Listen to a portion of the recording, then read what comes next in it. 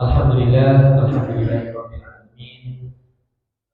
Kita panjatkan puji syukur kehadirat Allah Subhanahu wa taala. Bapak Ibu, di hari ini kita berkesempatan untuk bertemu kembali di majelis mulia yang semoga di dalamnya Allah turunkan berkah, Allah ridhoi kita semua dan menjadi jalan permudah kita menuju ke surganya Allah Subhanahu wa taala. Amin. Soal berbandingkan salam semoga tetap tercurah limpahkan kepada Nabi Muhammad Sallallahu Alaihi Wasallam. Semoga kita semua termasuk sebagai umatnya dan kita selalu pupuk rindu kita kepada kanjeng Nabi Muhammad. Semoga kelak kita bertemu di surganya Allah Subhanahu Wa Taala diberikan syafaat. Amin Allahumma amin. Bapak Ibu, ada sedikit kisah tentang kanjeng Nabi Muhammad sebelum saya akan memberikan materi. Dulu di zaman Nabi itu Masjid Nabawi Bapak Ibu dibangun dengan sangat sederhana.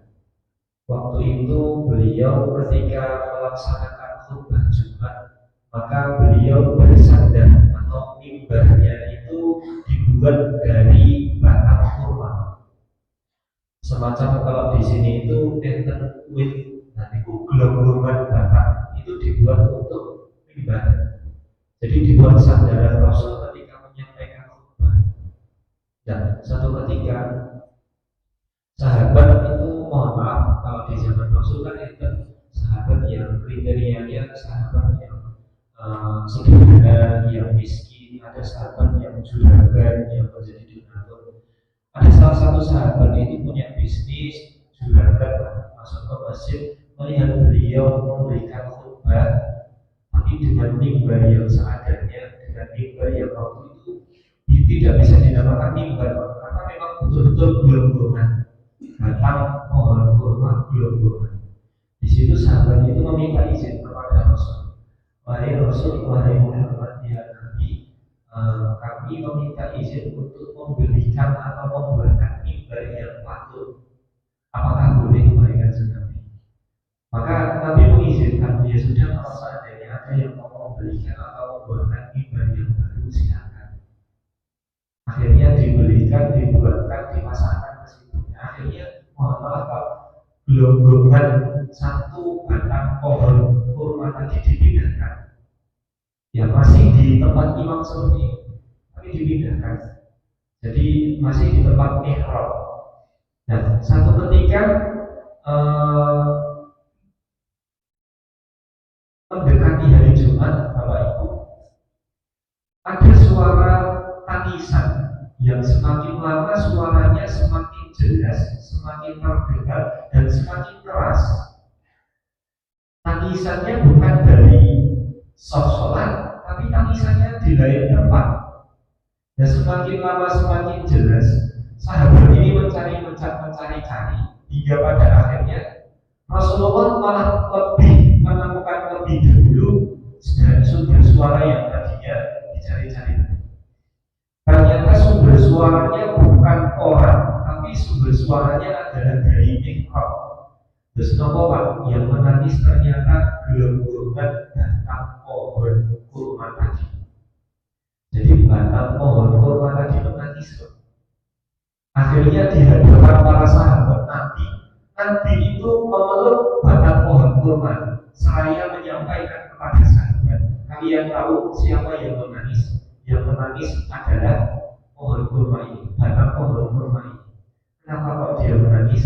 Karena biasanya saya menyampaikan khutbah, saya bersandar kepada dia, tapi sekarang sudah digantikan dengan mimbar yang baru.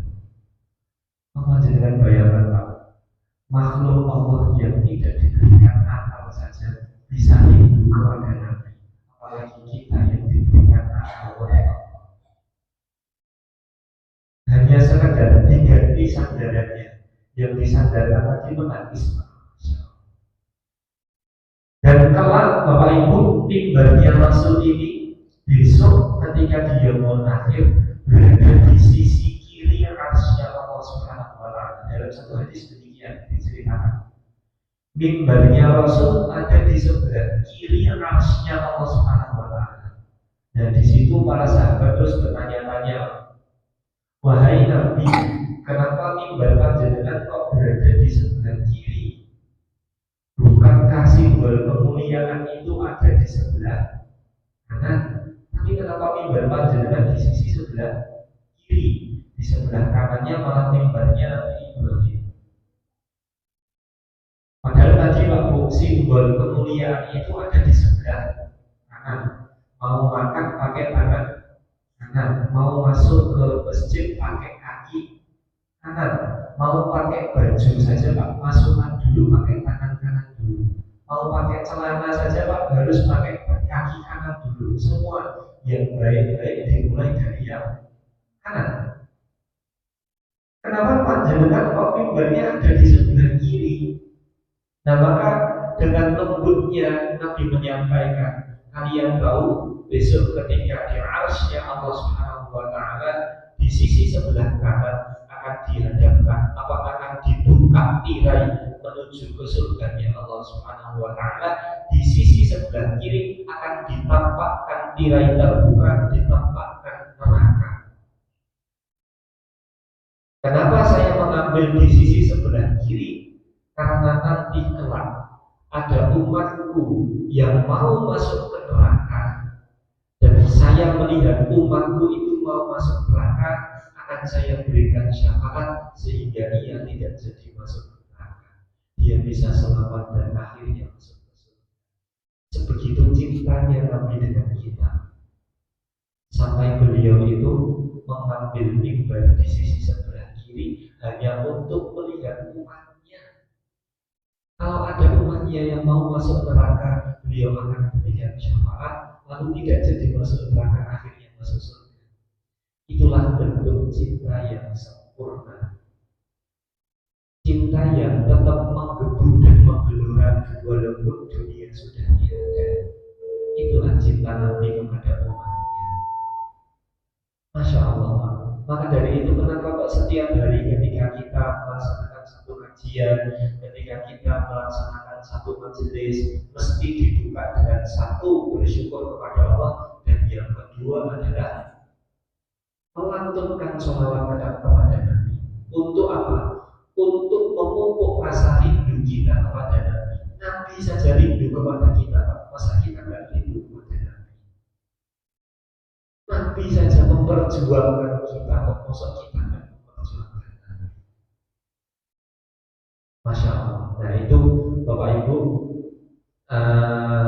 ada salah satu hadis, saya sudah masuk ke dalam materi. Ada salah satu hadis berkaitan dengan, saya akan menyambung sedikit tentang kultum yang tadi disampaikan oleh Pak Dokter. Jadi biasa Nabi itu sering nimbrung kepada para sahabatnya. Nabi itu bisa menjadi sosok seorang suami yang teladan, suami yang paling baik, pemimpin yang paling baik. Setelah itu bapak yang paling baik, bahkan menjadi seorang teman yang paling baik.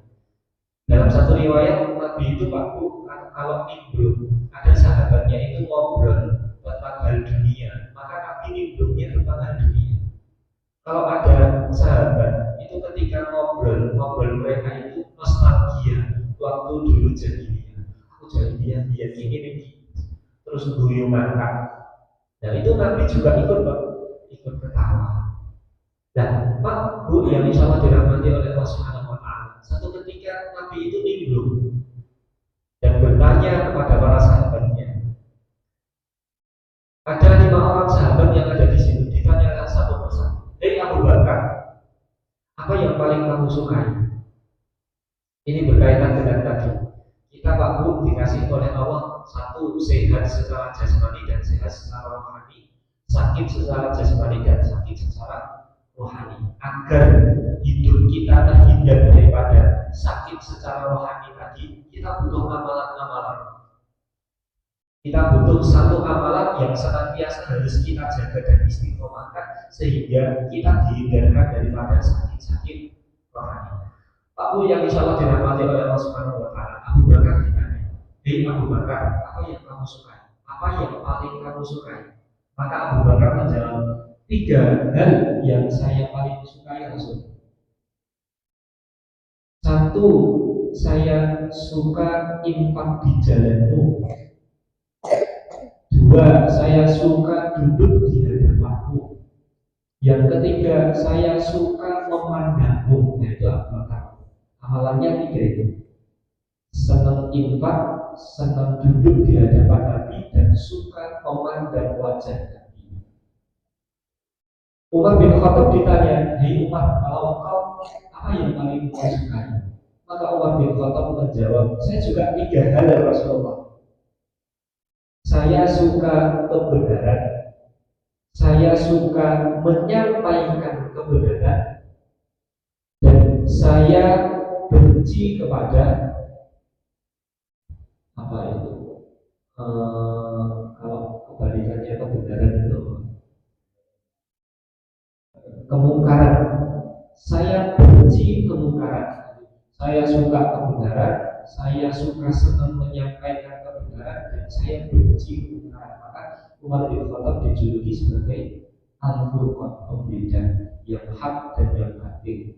Umar bin Khattab itu begitu kan. Ketika beliau masuk Islam, maka yang pertama kali menyampaikan kepada Rasul itu Umar bin Khattab. Umar bin Khattab, Rasulullah SAW berdakwahnya di rumah Al-Qam bin Abil Al-Qam, jadi secara tersembunyi, belum secara terang-terangan. Nah, maka Umar bin Khattab masuk ke rumah beliau. "Hei Rasulullah, yang panjenengan sampaikan itu betul atau tidak?" "Wallahi ya betul lah. Maksud saya menyampaikan yang tidak betul." Nah, kalau menyampaikan yang betul, kenapa kok tersembunyi? Kenapa kok beli-beli? Yang kita sampaikan betul kan Rasul? Iya. Ya sudah, mari kita perjuangkan. Maka sejak zaman Umar bin Khattab masuk Islam, akhirnya Islam disampaikan dengan cara terang-terangan. Itulah Umar bin Khattab. Amalan yang paling ia jaga adalah tadi. Dia bisa betul-betul, oh ini yang baik, ini yang buruk. Yang buruk yang ditinggalkan, yang baik yang dilaksanakan. Itu Umar bin Khattab. Utsman bin Affan ditanya, "Hei Utsman, apa yang paling kau cintai?" Maka Utsman menjawab, "Tiga hal Rasul. Saya suka memberi makan orang banyak, saya suka menyebarkan salam, dan saya suka sholat tahajud di kala orang-orang tertidur pulas." Itu amalannya Utsman bin Affan. Hari ini kita laksanakan itu. Satu, memberi makan, berkaitan dengan setelah sholat subuh sarapan bersama. Yang kedua, menyebarkan salam, saling silaturahmi. Ini poro-poro dokter yang harusnya di hari Ahad itu kan biasanya jalan-jalan sama keluarga, menyempatkan untuk bertemu di masjid ngaji bersama. Ini luar biasa. Dan yang ketiga, sholat tahajud di kala orang-orang lain tertidur pulas. Kita sudah laksanakan tadi. Yang keempat, Ali bin Abi Thalib ditanya, "Hei Ali bin Abi Thalib, kalau kau apa yang paling kau sukai?" Beliau menjawab, "Ya Rasulullah, satu, saya suka mengikramkan, memuliakan tamu. Yang kedua, saya suka puasa di musim panas. Yang ketiga, saya suka memerangi musuh dengan pedang." Itu Ali bin Abi Thalib. Sahabat yang kelima, ini namanya Abu Dhar Al-Ghifari. Jawabannya agak berbeda. "Hai Abu Dhar, kalau engkau apa yang paling kau sukai?" Maka Abu Dhar menjawab, "Ya Rasulullah, saya suka hal-hal yang aneh." Jawabannya apa? "Ya Rasulullah, saya suka hal-hal yang aneh." Hal-hal yang aneh apa itu? Wahai Abu Dhar Al-Ghifari. Maka beliau menjawab, "Ya Rasulullah, saya suka tiga hal. Saya suka lapar, saya suka sakit, dan saya suka mati." Ngeri banget. Maka Rasulullah menjawab, "Wahai Abu Dhar, tiga-tiganya itu tidak ada manusia yang suka. Kenapa engkau suka?" Maka Abu Dhar Al-Ghifari menyampaikan, "Ya Rasulullah, saya suka lapar, karena di saat lapar Allah melembutkan hati saya.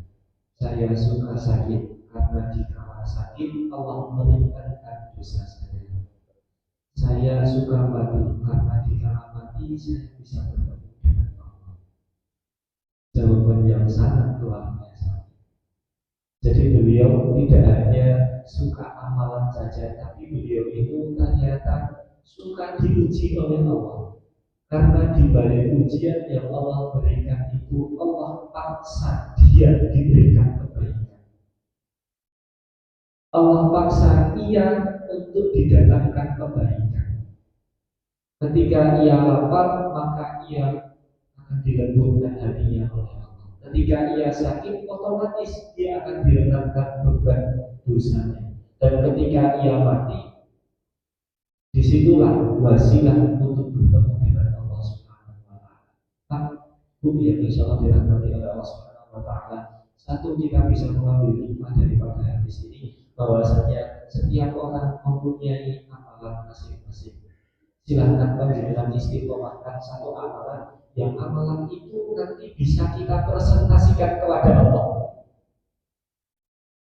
Yang kedua, Pak Bu, tadi kita mengambil hikmah daripada Abu Dhar tadi. Ternyata di balik ujian yang Allah berikan kepada kita, sesungguhnya Allah bukan betul-betul ingin kita kesusahan, ingin kita kesulitan. Tidak. Sebenarnya Allah memberikan satu kebaikan. Allah memaksa kita untuk diberikan kebaikan, didatangkan kebaikan.